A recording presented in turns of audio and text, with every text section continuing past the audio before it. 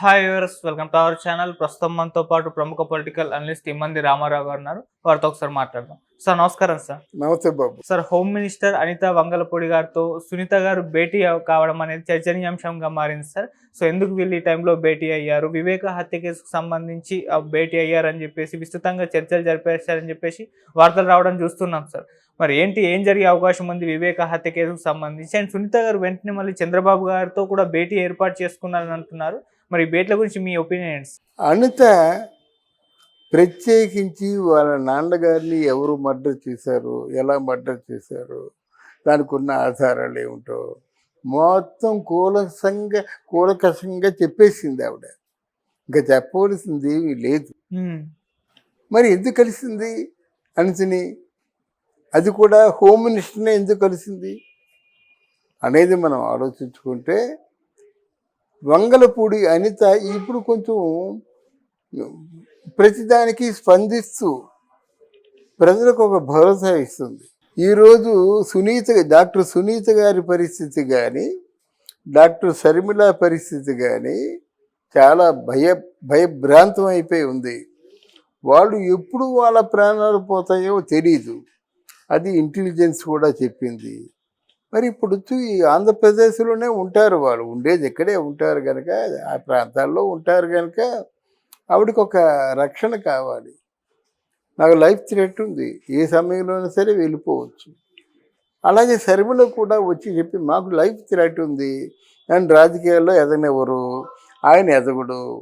పైగా ఆయనకి ఆయన చెప్పిన మాట ఏంటంటే, మన జగన్మోహన్ రెడ్డి గారు చంద్రబాబు నాయుడు గారే మా చెల్లెళ్ళిద్దరిని కూడా మాయ చేసి తన వైపు తిప్పుకున్నాడు అని ఆయన చెప్తున్నాడు.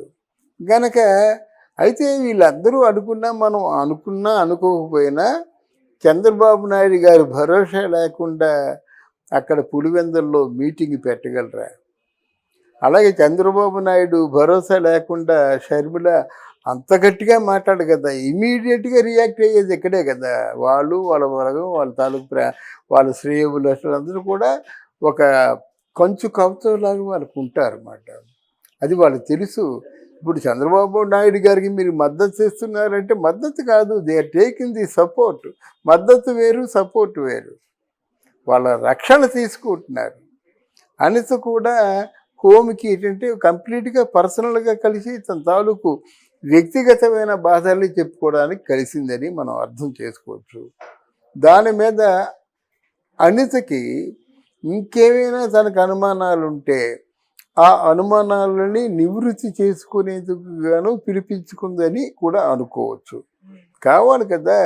ఇప్పుడు సపోజ్ వాళ్ళే అడిగింది, ఎందుకు ఈ కేసు ఇంకా ఈ తాత్సారం చేస్తుంది, నానుతుందని చెప్పి అడిగినట్టయితే, వాళ్ళు ఏదైనా ఒక డాంబికంగా సమాధానం చెప్పినట్టయితే దానికి తిరిగి క్వశ్చన్ వేసేందుకు ఈవిడ మెటీరియల్ ఉండాలి కదా. అవును. ఆ మెటీరియల్ కోసం అనిసన్ని ప్రశ్నలకి సమాధానం చెప్పడం కోసం, ఆ ప్రశ్నలు వేయడం కోసం డాక్టర్ సునీతని పిలిపించడం జరిగింది, మాట్లాడడం జరిగింది. మరి ఆవిడతో ఏం మాట్లాడారు హైకమాండ్కి చెప్పాలి కదా. ఇప్పుడు ఈవెన్ అనిత కూడా చంద్రబాబు నాయుడు తాలూకు పెర్మిషన్ లేకుండా ఆవిడకి అపాయింట్మెంట్ ఇవ్వదు కదా. వాళ్ళు మన ప్రత్యర్థులు అమ్మ వద్దంటే మానేవలసిందే కదా. ఆవిడ అఫీషియల్ అపాయింట్మెంట్ ఇచ్చిందంటే there is some bigger hand.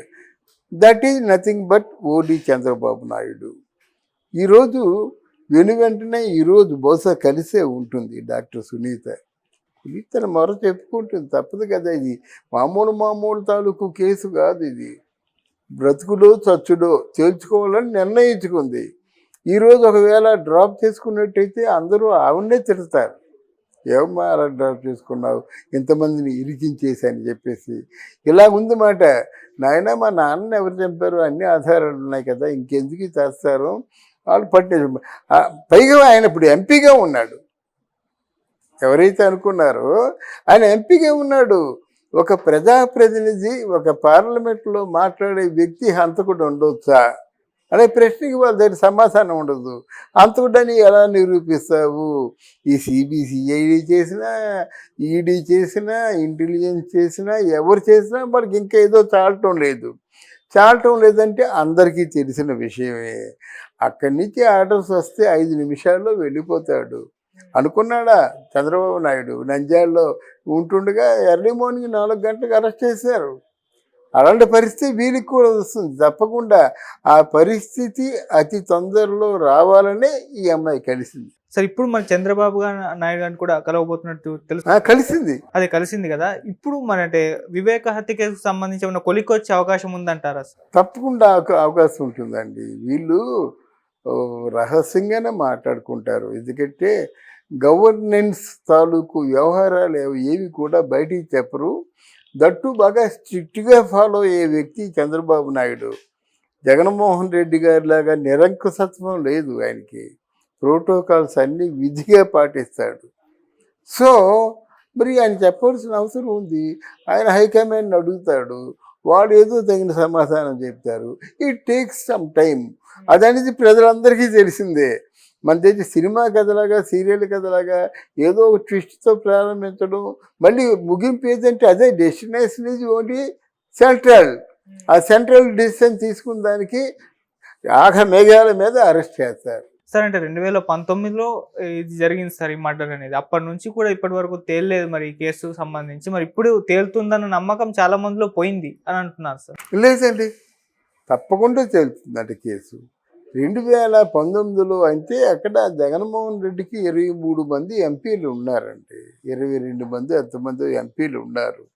వాళ్ళ తాలూకు అవసరం సెంట్రల్కి ఉంటుంది. అందువల్ల కొంచెం తత్సారం చేసిన మాట మాత్రం వాస్తవమే. వాళ్ళు కాదన్నా అవునన్నా ప్రజలకు తెలుసు ఆ విషయం. సెంట్రల్ గవర్నమెంట్ తలుచుకుంటే ఎంతసేపు అండి కనుక.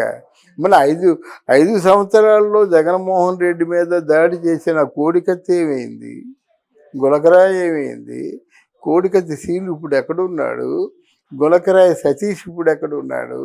మీరు ఎన్ని తలుచుకుంటే అక్కడ గుంటూరులోను జిల్లాలోను ఆ నాగార్జున అనే 14 సంవత్సరాల అబ్బాయి వాళ్ళ అక్క టీచ్ చేసినందుగా బహిరంగంగా సజీవ దహనం చేశారు. మరి ఆ కేసు ఇక్కడికి అయింది. ఇవన్నీ కేసులే కదా. వీటికి సమాధానం చెప్పుకోవాలి, తప్పదు. ఇప్పుడు ఉన్నది మీ గవర్నమెంట్ కాదు. మీరేం చేస్తున్నారు? విష ప్రచారం చేస్తున్నారు.